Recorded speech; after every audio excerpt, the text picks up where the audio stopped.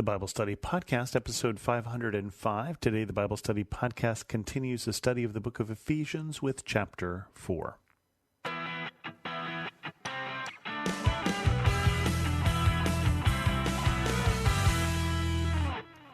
Welcome to the Bible Study Podcast. I'm your host, Chris Christensen. Continuing on with chapter 4 today, talking about unity and maturity in the body of Christ. As a prisoner for the Lord, then, I urge you to live a life worthy of the calling you have received. Be completely humble and gentle. Be patient, bearing with one another in love. Make every effort to keep the unity of the Spirit through the bond of peace. There's one body and one Spirit, just as you were called to one hope when you were called. One Lord, one faith, one baptism, one God and Father of all, who is over all, and through all, and in all. So one of the things, a couple words there that are obvious in terms of their repetition: one Spirit, one body, one faith, one hope, right? There's an emphasis here on unity, on remembering that this is not just my faith, this isn't not just my faith experience, but I'm called to be part of something bigger. I'm called to be part of the body of Christ. And when we say the body of Christ, we're talking about the church, not the building, but the people. And this church which represents Christ on earth. Paul starts here with, as a prisoner for the Lord. So he's really calling in some favors here. He's saying, I want you to remember where I am. I'm in prison. I'm in prison because I've been preaching the gospel, including places like Ephesus. Right? I'm in prison for you. And so because of that, I don't feel bad, Paul doesn't feel bad here, calling on them to also live a life worthy, right? He says, you also have been called. You've been called to do things. You've been called to ministry. You've been called to be part of this body. So live a life worthy of it. And then his definition of worthy, he gets into a bit when he talks about being humble, gentle, patient, bearing with one another in love. Now, all of those sort of things, all of those are related sort of things, right?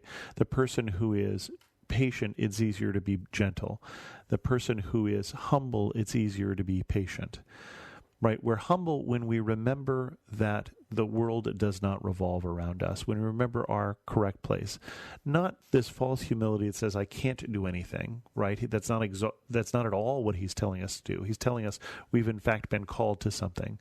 But this humility that understands that I am not more important to God than you are, than anybody else is. And when we are humble, then it's easy for us to be gentle and patient and to bear with one another. When we understand that we are also flawed, when we are also incomplete, then it's easier for us to see that in others and say, well, yeah, me too. So bear with one another in love. So put up with each other even when we're imperfect because we love one another. And so he says, remember that. Remember you've been called. Remember to be humble. And then make every effort to keep the unity of the Spirit through the bond of peace. So we are called to work for unity in the church. We're called to remember that and to work for the fact that we are one body serving one Lord, one faith, one baptism, one God, one Father of all. Because he is over all and through all and in all. This is all about him. This isn't about us. Then he says, but, now we talked about how we're all one, we've talked about how we're all united, but to each one of us grace has been given as Christ apportioned it.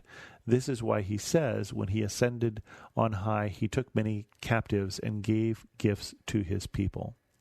What does he ascended mean except that he also descended to the lower earthly regions? He who descended is the very one who ascended higher than all the heavens in order to fill the whole universe. So Christ himself gave the apostles, the prophets, the evangelists, the pastors and teachers to equip his people for works of service so that the body of Christ may be built up until we all reach unity in the faith and in the knowledge of the Son of God and become mature, attaining to the whole measure of the fullness of Christ. That is quite a lot to unpack here, but let's look at this in part. There's this whole thing about Christ ascending and descending. I think that is not actually the main portion of this, the main point of this chapter, main point of these paragraphs. The main point of these paragraphs, he's pulling that out because he's got a quote here, and this quote is from Psalm 68. That's that quote with, when he ascended on high, took many captives, and gave gifts to his people. The emphasis, though, is really on those gifts to his people, right? Because he says, you're all one, but grace has been given to you, apportioned by Christ. So some get more, some get less, not equal, right? We've got one faith, one Lord, one baptism, but we've got different gifts, right? He gave some to be apostles. Those who were sent out from the church. Apostolos means to be sent. The prophets, evangelists, pastors, and teachers. Very different skills, very different gifts. But all with one church, but all towards one end, to equip his people for works of service. So he put all of these people in place, not that they would do all the work, but so they would equip the people to do the work of service. Right? We're all called to one body, and that body is called to service. And he has given different gifts to different people to build up the body to fulfill that goal, so that we can be a body of Christ that is performing works of service. Until we reach the unity of faith and the knowledge of the Son of God. Until we become mature. Until we obtain the whole measure of the fullness of Christ. He longs for his people, all of his people, to become mature, not just knowledgeable, although that's part of it, but mature in the sense that, in the same way you think about a child, children don't just learn things, but they are capable of doing more things, right? They also take on more and more responsibility as they grow up. And that's how we're using maturity here, is we're becoming mature, we're becoming a functional part of the body. And there's some other things, too, that he's looking for. And he goes on and says, then we will no longer be infants, tossed back and forth by the waves, and blown here and there by every wind of teaching, and by the cunning and craftiness of people in their deceitful scheming. Instead, speaking the truth in love, we will grow to become in every respect the mature body of him who is the head, that is Christ. From him the whole body, joined and held together by every supporting ligament, grows and builds itself up in love as each part does its work. Okay, so we're not supposed to be infants.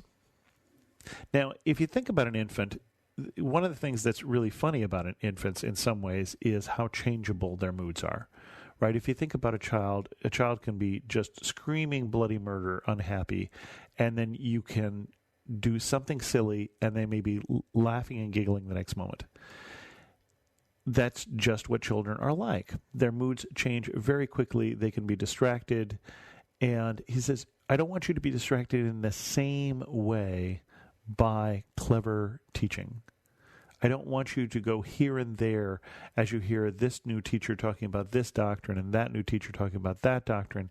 That's not what maturity is. Maturity is understanding the general picture, understanding where we fit in, and understanding what we're supposed to do, and not just getting all buffeted about by waves and blown here and there.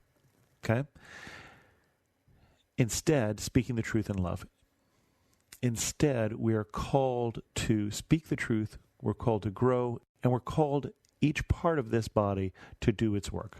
And this is one of the different places in the New Testament where we refer to the church as a body, in meaning different but one, right? Different pieces, different roles, but all of this with the idea that the body is trying to accomplish something, and that we are different in order to better enable the body to perform its service, to do what Christ wants the body of Christ to do what Christ wants the church to do.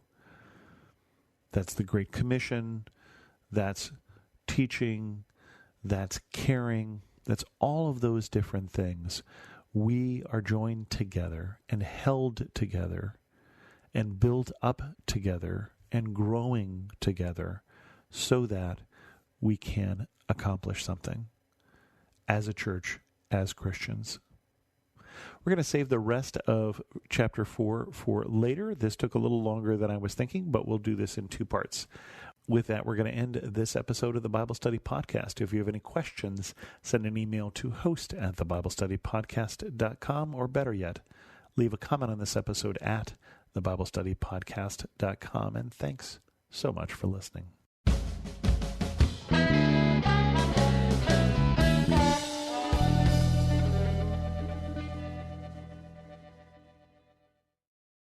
Everyone wants to change the world. Capital Ministries is doing just that, one heart at a time, by creating disciples of Jesus Christ among political leaders in the U.S. and foreign nations. For more than 25 years, founder Ralph Drollinger has written Bible studies specifically for public servants. Study along with us and learn what the Bible says about capitalism, communism, abortion, same-sex marriage, and other contemporary issues. Subscribe and follow us at lifeaudio.com or search Capital Ministries on your favorite podcast platform.